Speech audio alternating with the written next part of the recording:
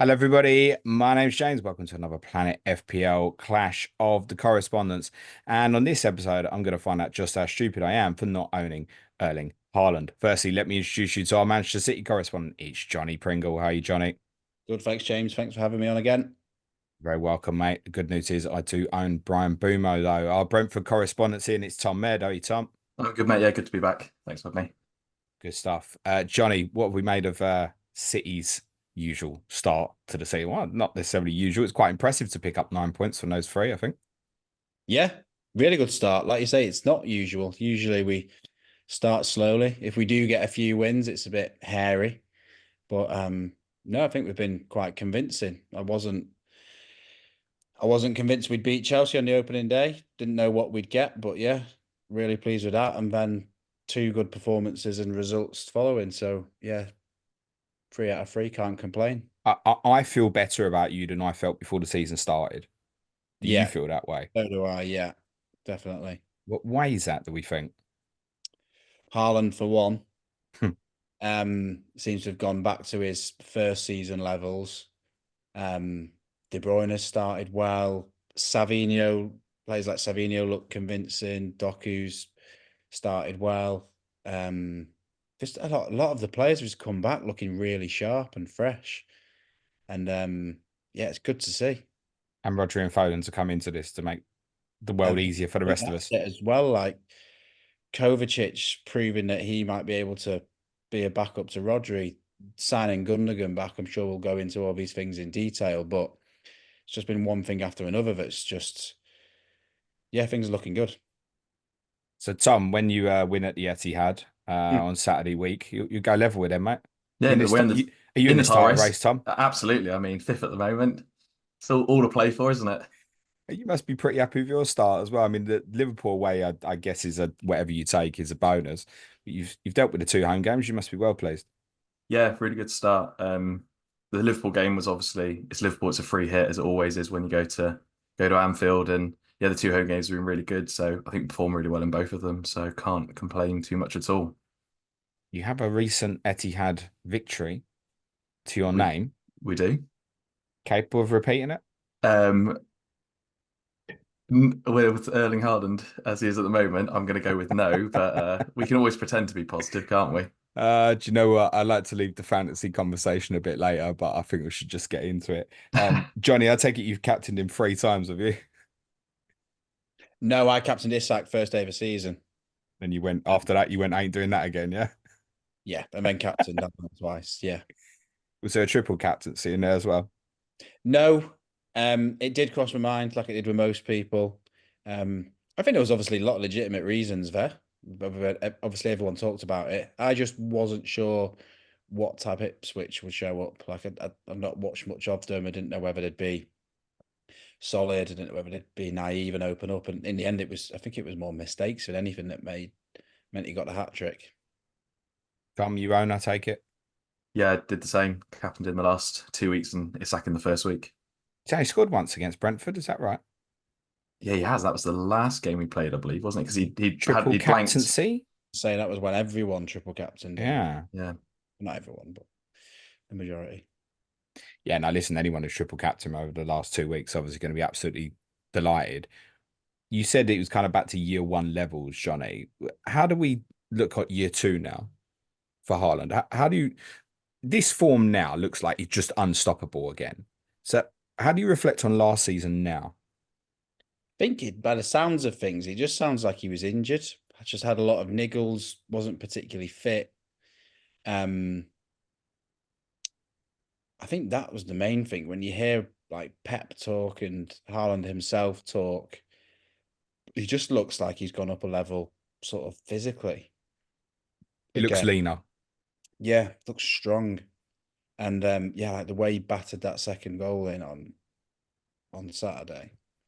Really impressive. And maybe there's other things like the system around him. You could argue it wasn't particularly suited to him at times last year, but we're getting the ball out wide a lot. We're getting the balls into him again, and yeah, it's good to see.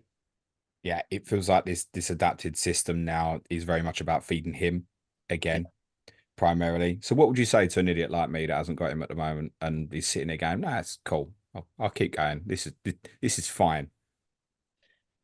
Well, I think people have proved that regardless of which strategy you went, I'm assuming you got Salah, No, so you haven't got either. no, it's Mm, fine. You know the gif with the fire. yeah, That's me, mate. yeah. I think regardless of which one you've picked, or if you've gone with both, I think yeah, not having either isn't ideal. But I think people have proven it's fine to have gone without him and gone with Salah. Um, I think they've both obviously outperformed. They both had amazing starts. Um, but I don't think it's stupid to go without him. But I think I'm going to keep him.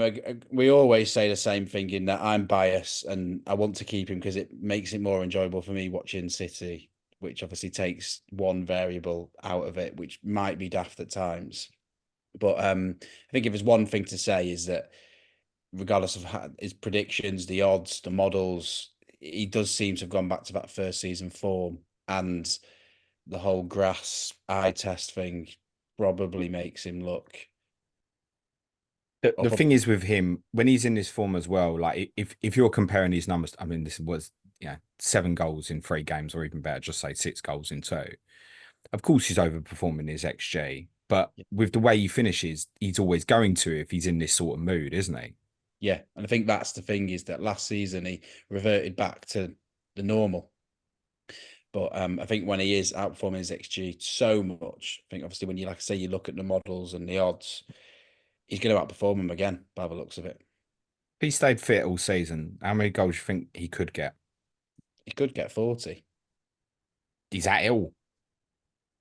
I think he could Well, get more, Johnny. he only got 37 in his first season, obviously, Well, yeah, but he had a period injured there. So yeah, I mean, 40's got to be what he's got to go for. And what he could get is, yeah, I mean, like, look, if he carries on like this, and we said it at the start of his first season, yeah, he could go and get like 50 goals, but 40 is realistic. it is for him. Yeah, especially when he's only got 33 to go with 35 games remaining. He's not even got to get a goal a game, Johnny. Yeah. Um, have you got Salah as well, Tom? No, I've just got Haaland. Are you tempted to switch this? Because a few are doing it. Not really at the moment. I'm sat on a weird double up of Szoboszlai and Jota. So yeah, at the moment, not really. Just because I've got sort of Liverpool coverage, not although not as much as maybe I could have, but Uh, it just doesn't seem like a great move. I'm guessing, Johnny, you don't have Salah at the moment. No, but I am looking to get him this week. Okay, that's interesting because I kind of wanted to lead into your thoughts on captaincy over the next 3 weeks. Is it just Haaland's in this form? Brentford's a decent fixture. Don't think twice about it, even though Salah's got a good one as well. I think so. Again, like I say, bias means that I'm just going to captain Haaland. I think it is close this week. I think it's Salah the week after. But yeah, I think it's 50-50 this week.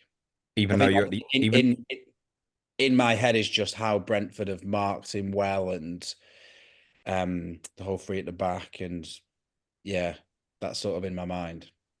will it be that, Tom? Do you think back 5 at City? I'm not sure at the moment. Uh, it's a bit of a weird one because we're sort of playing Keane Lewis. Well, in the Liverpool game, played Keane as part of sort of like a left Hybrid. forward, left Yeah. wing back sort of style. So he dropped back into a 5, but Yeah, I'm you not did sure. that quite a bit last season as well, and I actually think he Yeah, played that role pretty well. he did. Actually, Yeah, he it did. gave you some nice balance. I think yes, it'll probably he comes back in. I would imagine for Kevin Sade, and it will funnel into that. But at times it will look like a back four as well. Would you be captain this week, Tom? Yeah, yeah, probably more You than don't want to likely. argue that it's not. He's against my team. No, it's yeah, I mean defensively we're still waiting for players to come back from injury. So therefore it's sort of they're going to have some joy down the wings. Johnny, what is it would make you think about Brentford that might not be, say, what we've seen in the last couple? Is there anything in that he's only scored against them once before? So do you mean as in that As might put? in the kind of profile player he's playing up against, maybe. Yeah, I think like the big centre backs, people talked about it. Andy Martin talked about it. And not Andy, surely.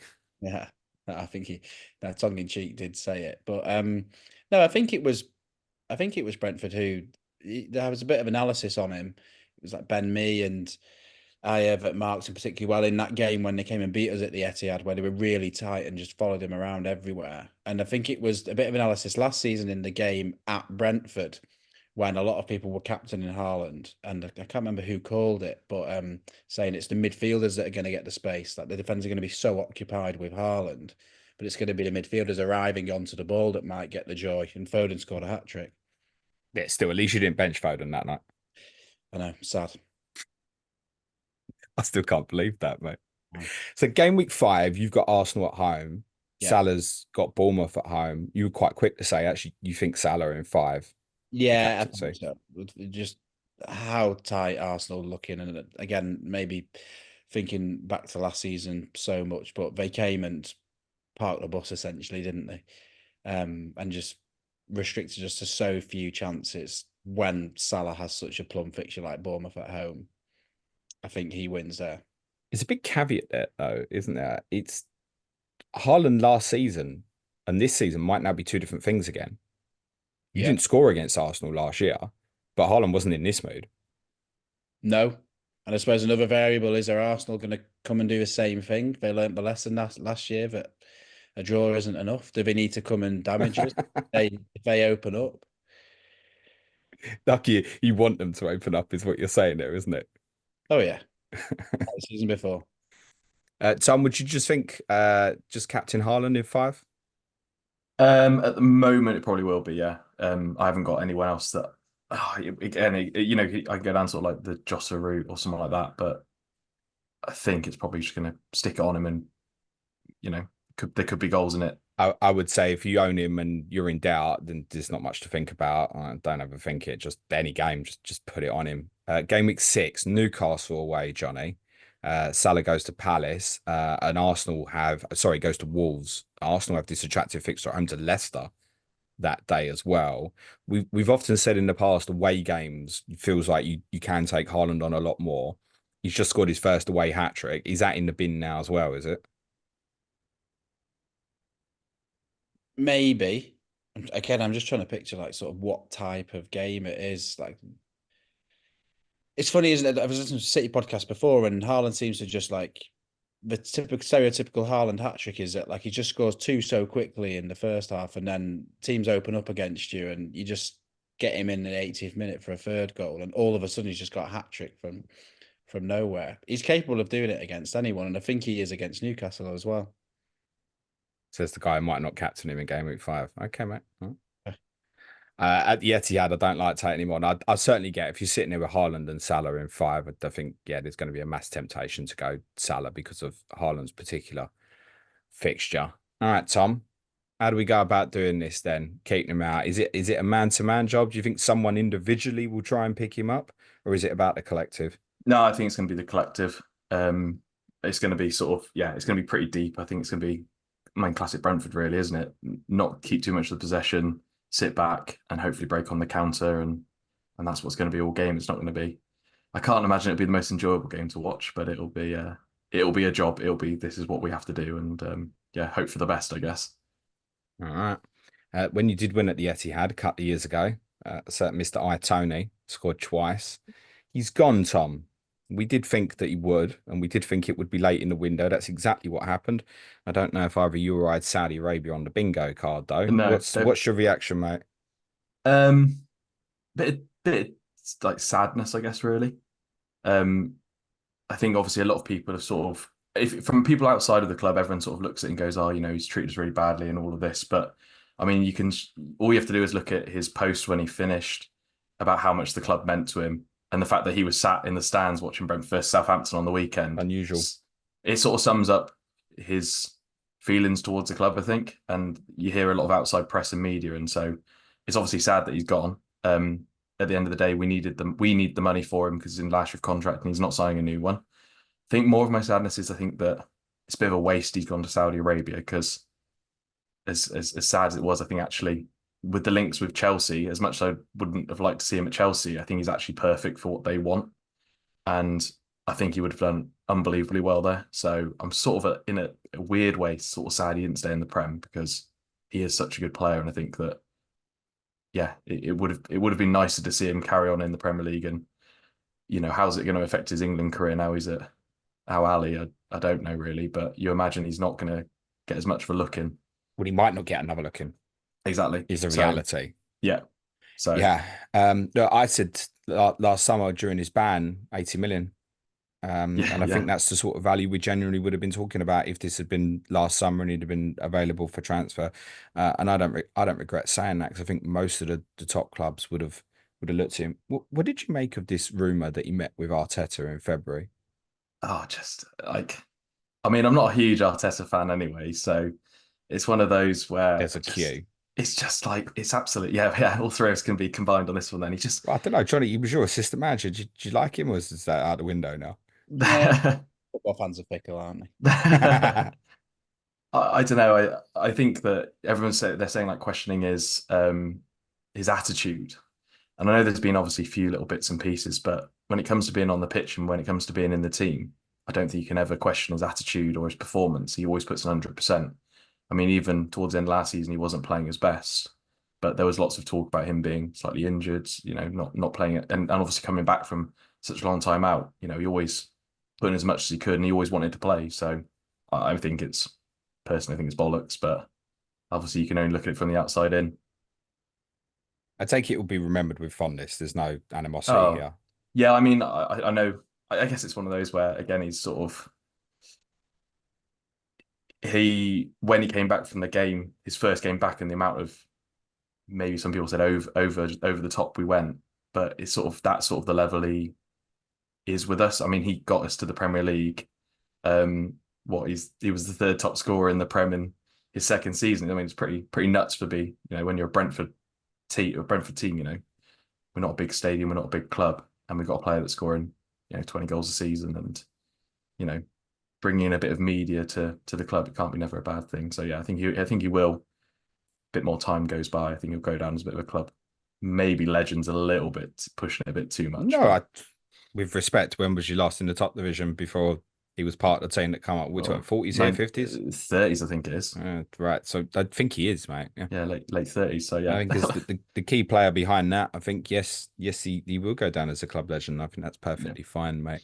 I do have an FPL bone to pick with you though, Tom. Cast your mind back to correspondent week. Is it Yoane Wissa by any chance? Well, I went to go there and you talked me out of it. So explain yourself. Well, at that point, I thought Ivan Toney might stay, and he might do 12 months and see out his contract. So, yeah, I mean, you could say his 2 goals that he scored so far are slightly fortunate. I'd say is the best way to put it.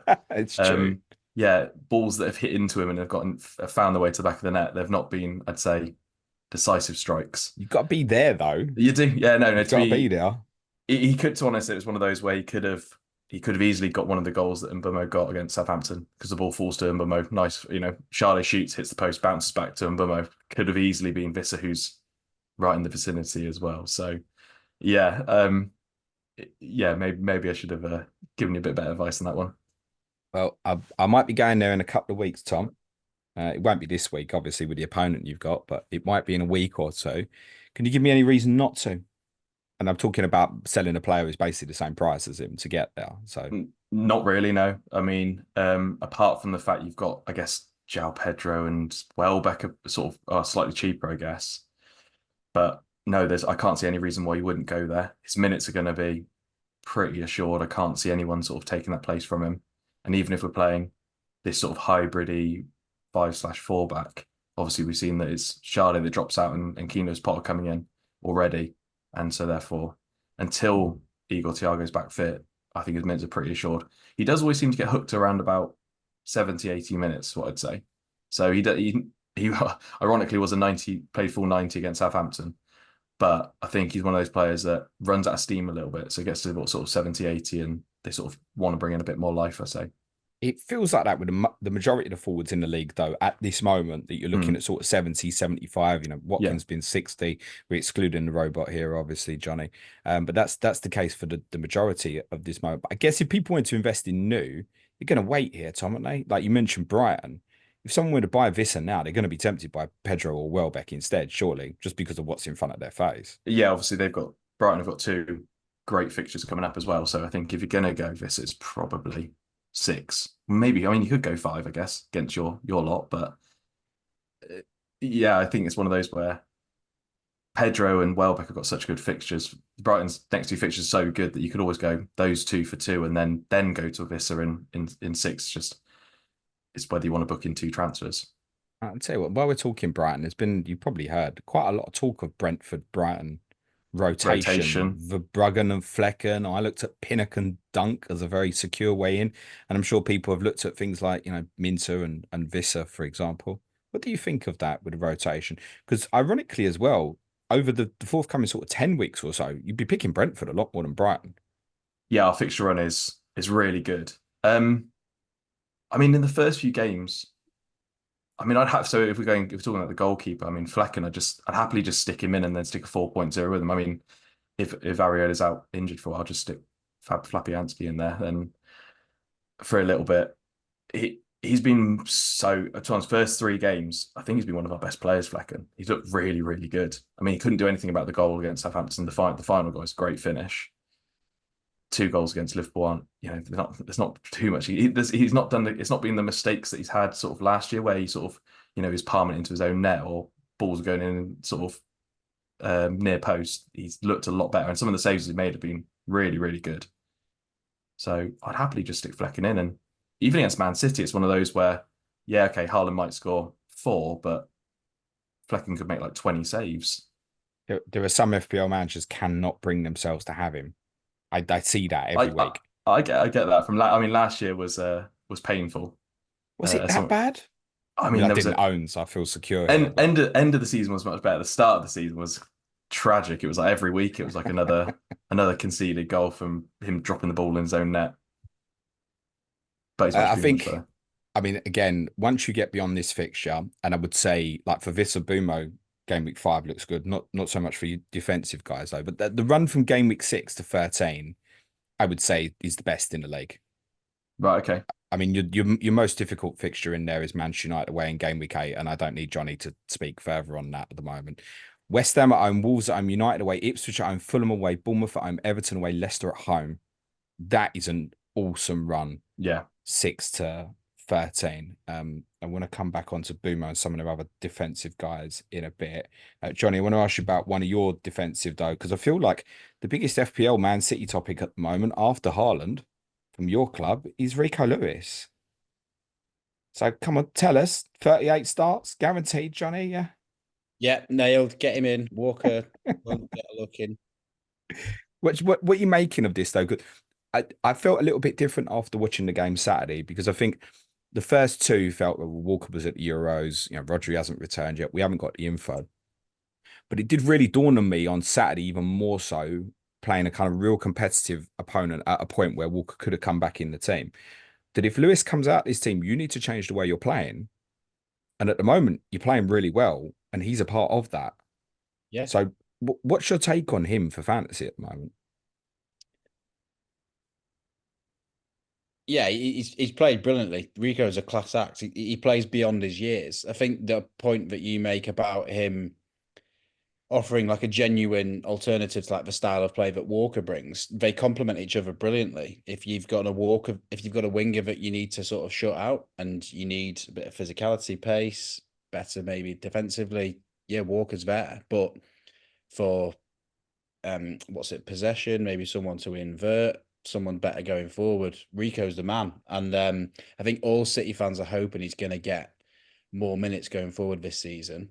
Yeah, I wouldn't be against people going for him. I think he inevitably will be rotated with Walker.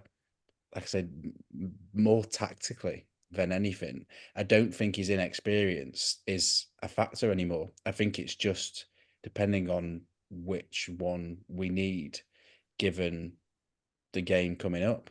Yeah, but then I see this is the thing. Before the weekend, I was thinking, well, I don't know if Pep's going to be happy about him playing against Kudos. And Kunku on the first game of the season, but he deals with them really well. So yeah, you look at ones coming up, I think like let's say particularly like Anthony Gordon or Harvey Barnes, whichever one it is in game week 6. Is that the sort of one you think? But then I also think, as kind of seen with how my team played at Newcastle on Sunday, like you pin them in. Yeah. And whether you play with Walker or Lewis, if they spin quick over the top, you're still going to have danger either way. And Walker wasn't good at Newcastle last year. He didn't have a good season, Mm. Walker. And I think this is, like I say, why City fans are hoping that this season is sort of a bit of the passing of the mantle over to Rico, because he has proved, like I say, he's beyond his years. What is he now? Like, what is he, 19 or something? It's ridiculous. I don't think he gets enough credit for how well he plays, considering his age. Yeah, I've referred to him as being someone who you could tell his intelligence was beyond his age. That's always the striking thing for me, because I think when you look at him physically, you think, oh, he's 19, looks like a little lad, but in his game intelligence, the amount of different positions he's already played for you. Yeah. But I also felt during last year was a period after he played for England, and he was really unlucky where he gave away a penalty, and it felt like he didn't have a look in for you for quite a while as well. One of the comments from Pep was that he should have played him more, if you Okay. remember. I think after the Chelsea game when he played really well, Pep said, "Yeah, I was wrong. I should have played him more last season." You got him. No, I didn't really consider him before the season, to be honest. Maybe mainly because of the fixtures, but I think first three, I think you've seen sort of like a consistent team from City. I think he's a really good pick if you've gone with him from the start, and I think you've actually been really unlucky. You have. Probably should have had arguably 3 goals. He had one disallowed against Chelsea, hit the bar against Ipswich. Ipswich, and then at the weekend against West Ham had that really good chance just before half time. He got the assist. So yeah, you genuinely could have had 4 attacking returns there. He's yeah, he's a great pick, but as ever, you just don't know when he's going to be benched. Tom, you on him? No, I'm not. No, Thinking about it or not? no. I just think, yeah, with the uncertainty of if he's going to play, I think that's more. I think I prefer a player that sort of. I feel like there's two camps on this. You can tell me if this is wrong, Johnny. I feel like if you're in wild card now, he's well worth the gamble. But the rest of your backline, including probably a 4.0 if you go with it, they've got to be regular players. Like even if it's like Valfast and stuff like that, you can't be taking in someone else who's going to be like, yeah, another rotation risk, for example. Or well, gamble on his stupid name because Brighton have got 2 good fixtures. That's the sort of thing I mean. If you're going to go with Lewis, I think you've got to go quite secure with the rest because it could change. Yeah.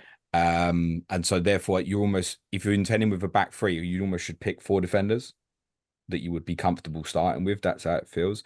For the rest of us who aren't on it at the moment, it feels like go through these next few: Brentford, Arsenal, Newcastle, because there's certainly challenges for you there defensively. Yeah. We'll have a little bit of info of your first Champions League game at that point. And if he's still in this position, then you go and buy. Unquestionably. That's how it feels. Yeah, I've been playing to wildcard in game week 6. That's maybe a week early of City's really good run, but I am eyeing him up for that run. Yeah. And right, with maybe 3 other defenders that you can trust to play every week. Would any of them be Gavrdiol? No. Not at the moment. It's just off the table with the way you're playing at the moment, basically. I think so. I mean, we talked about it before the season, didn't we? I had him in my early draft and then I took him out. And yeah, I think it's what we thought might happen has happened, in that he has sort of like, he isn't as far advanced. He's the one sort of tucking into the back three, like say with Rico going into midfield. Just isn't getting anywhere near the attacking positions that he did. And then with City always just conceding 1 goal somehow. Yeah, I don't think he's worth the money at the moment. He needs Kyle Walker, doesn't he? To be a fancy asset again, he needs Kyle Walker. Yeah, maybe. As a starting point, basically. The irony. Oh yeah, sorry, yeah, Walker to come in and then So then him to the right, and then you might push him back up the left. Yeah. the left. But the left side of your pitch looks very different at the moment because Kevin De Bruyne keeps going and filling spaces out there, and you're overloading that side massively. He is back on it massively as well, isn't he?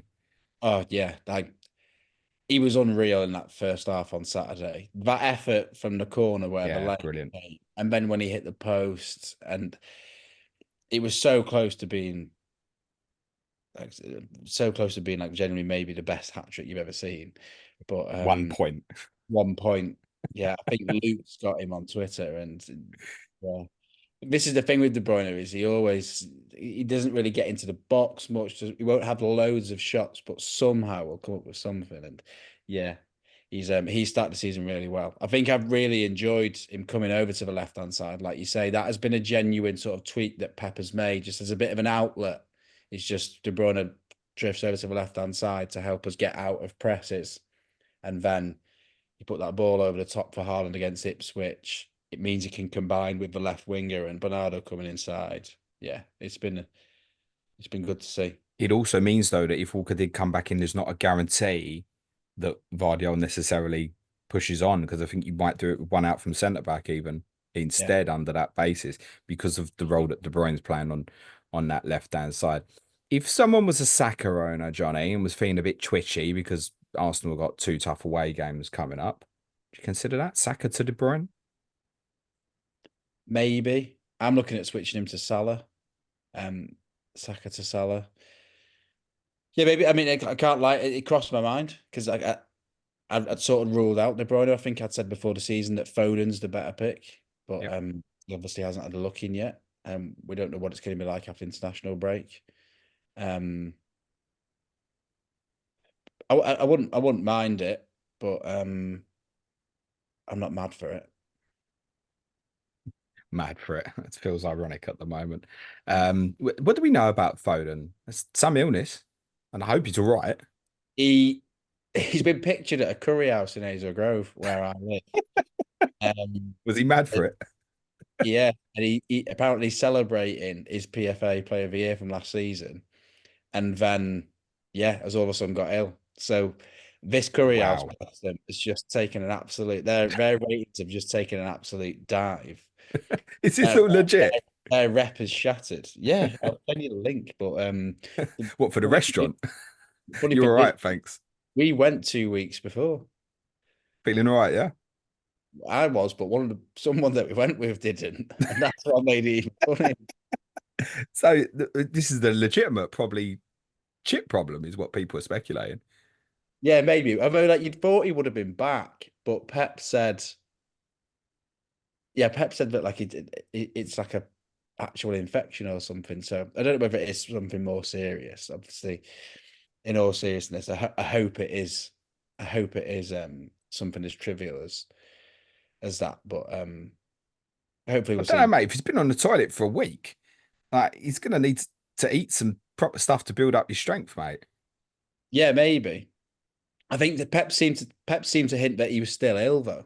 Yeah. Whereas, like you saying that maybe a bit of food poisoning, he might just need a few days to build up his strength again. Maybe. How do you think, as and when he's ready, how do you think he'll be used in this now? Well, this is an interesting one because I've seen a lot of City fans sort of question it unbelievably how good he was towards the end of last season. It's like, where do you fit him in? Because De Bruyne's playing so well. You can't necessarily play him with De Bruyne because maybe a 2-8's become too attacking. Do you bring him in on the right hand side? That's probably where he fits in at the moment with Oscar Bob injured and Savinho not having locked down that position yet. Yeah, I feel like you don't want to move Bernardo out there at the moment, and I don't think you will over the couple of big games you've got coming up. Bernardo gives you such beautiful balance in there where he can just suddenly go in and join in with Kovacic. Do you expect Rodri to be back in the team after this break? Yeah, I think so. Kovacic has done really well. And Pep said against West Ham, he said he thought it would be unfair to drop Kovacic. But certainly I think he'll be lining up Rodri for that Arsenal game. So it wouldn't Yeah. be surprised if he started him against Brentford with a view to getting him in the team for Arsenal. And also your first Champions League fixture falls in the midweek between 4 and 5 as well. It's a tough opener, repeat of the final couple of years ago against Inter Milan. Is it fair to say, though, this Champions League draw has been kinder for you, Johnny, than it has for others? Think so.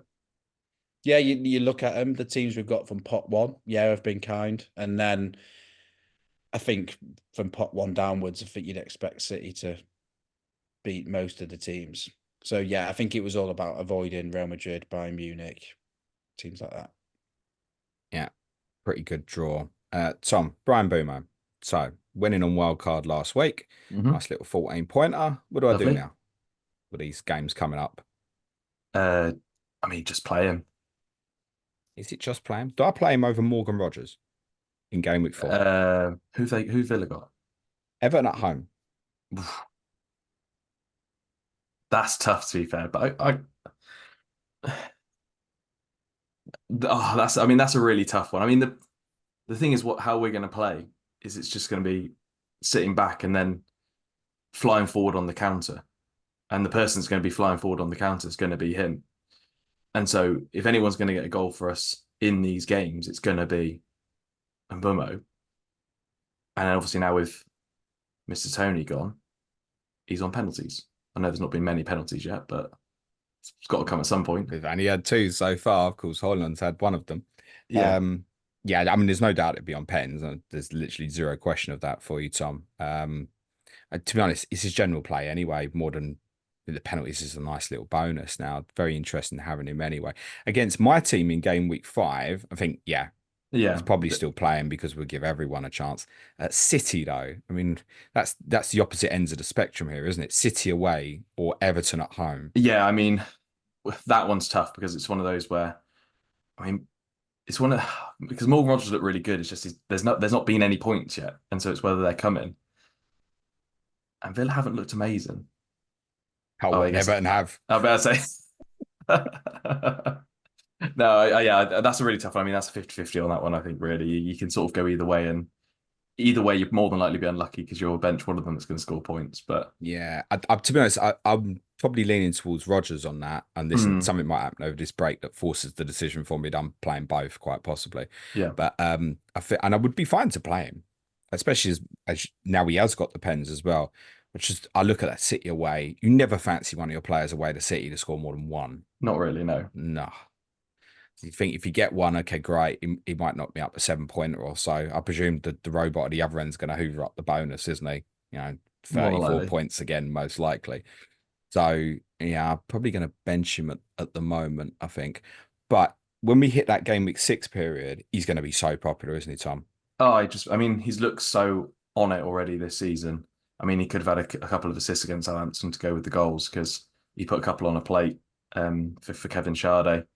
Yeah, he just looks really, really good, and just he's playing in the position that I've always said is his best on the right, and so therefore, yeah, it's just someone that you can just trust, really. I think just to get in there and score your goals, get your assists. One of the reasons I was really keen to get him in is I certainly know wildcarders are going to go there in game week 6. I'm pretty confident of that. But I think those making transfers there are going to have such a heavy focus around Arsenal and Manchester City that it might just overlook it. Yeah, I mean, because they come such good runs, it's sort of he's not that cheap, really. I guess he's gone up 7.6 as well, hasn't he? It's that hard. No, 7. It's 7. He was. Oh, 7.1. 7.1. We are recording Monday night. Sorry, yes, I think he has gone 7.1 now. He has. You're correct. Yeah. And it's that sort of awkward price point because there's obviously a few players around that area which you could sort of go towards. Yeah, I don't know if there's anyone sort of. I mean, at the moment, the run's so good. We're actually playing. I mean, going forward wise, we look fantastic at the moment. We're really, we're scoring good goals, and the goals we're scoring, he's involved with. So it's one of those where I think you just go with him. Any thought process to dip out and back in, like sell for an Eze or a Mitoma and then go back? For me, no, I'm just going to stick with it because I've got other problems, to be honest. But listen, anyone not wildcarding this week has got problems. Yeah, sorry. Well, I took a punt on Leon Bailey, so that was a good cameo.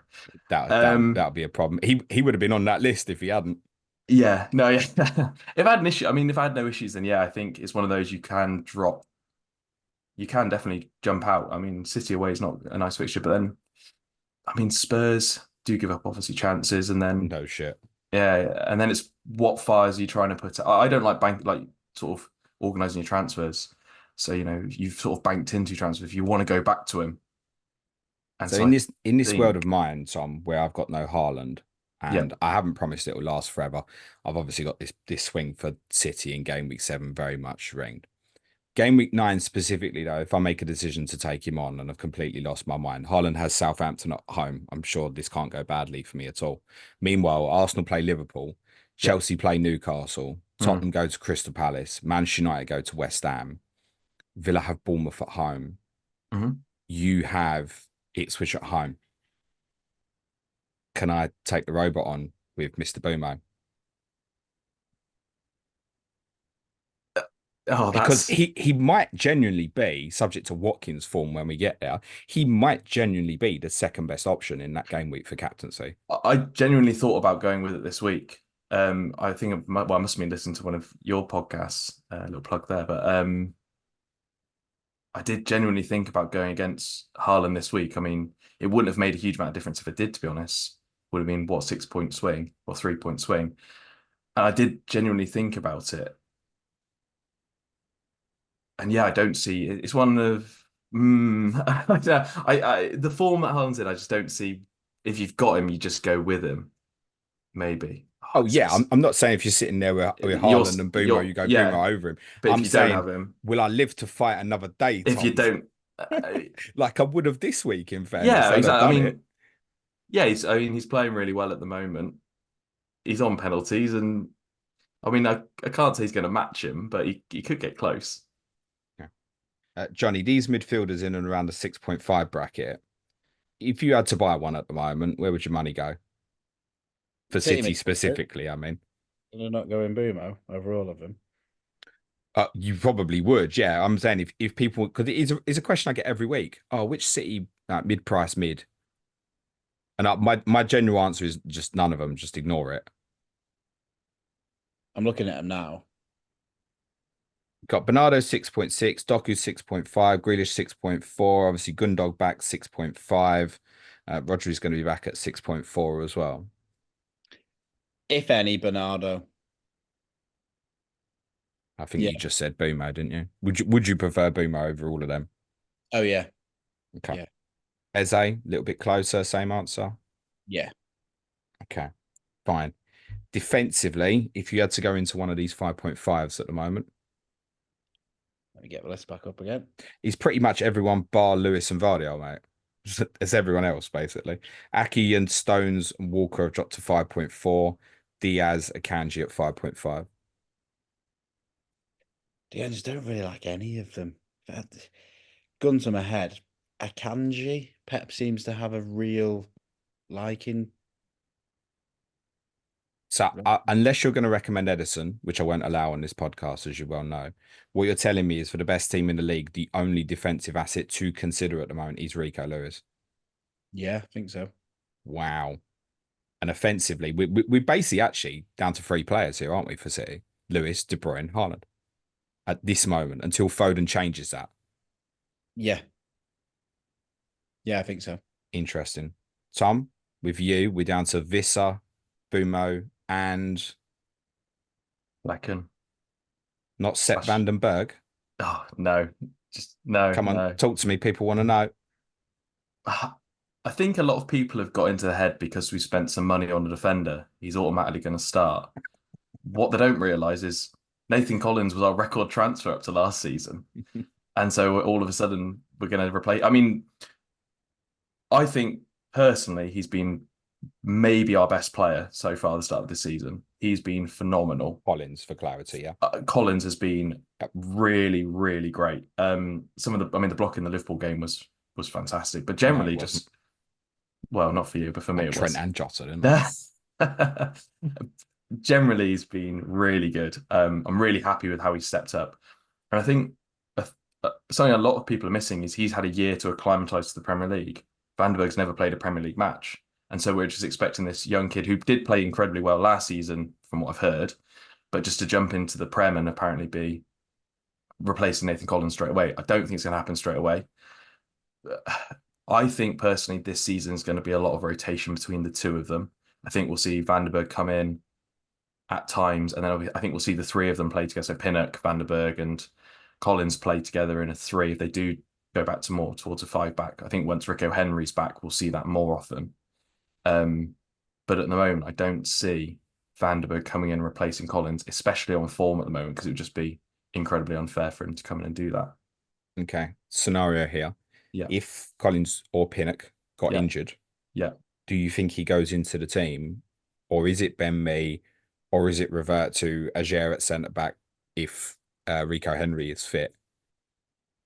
Well, Joe obviously came off just before half time. Yeah. Frank did say he thinks he's fine, but obviously Frank said that before, and then Aaron Hickey was out for 2 years. So, um, uh, I still don't think he's going to get rushed in. I think now Ben Mee's back fit. I think we will see a slow integration of him. Again, it's he's got zero Premier League experience, but I don't think we're going to see him start until game week 6 at least minimum, because you're not going to bring him in first start against Man City or Spurs. I know it's the best way to learn, isn't it? Bloody play against Haaland. Everything else is easy Oh, afterwards, mate. Oh, we might ship about 7 or 8 then. But I think it's maybe in game week. Tom, you might anyway. Have you seen this fella? Yeah, no, I know. I'm trying to think positive here, James. Me too. I think from game week 6 onwards, when we got a better run, we might see him start. You might see him come in a little bit. But I think it's while the partnership of Collins and Pinnock's playing well, I just don't see why he would come in. So if Nathan Collins got injured, international duty against Republic of Ireland, people are going to be asking you the question. Your answer would be no still. I think my answer would be Ben Mee comes in for the next 2 games, yeah. Right, okay. And then, yeah, this feels like one, I would say, because of the fixtures you've got in 6 and 13, if he was to get in the team, you go and act on it immediately. Oh, yeah, I think. But I think it's one of those where it's more of everyone wanting him to start rather than him actually actually going to start. So I agree. I think he will play games, but I just don't think it's going to be consistent. Yeah, to begin with, there's nothing to say because I mean, Ben Mee, very experienced player. There's nothing to say this isn't future proofing and stuff as well. 100%. I mean, Phil Giles came out today and they released sort of like he does a sort of summary of the transfer window, and he said that you've just taken the words out of his mouth. He said that all the signings we've made are to future proof the club for the long term future of Brentford. Kevin Sade, yeah, I presume off agenda.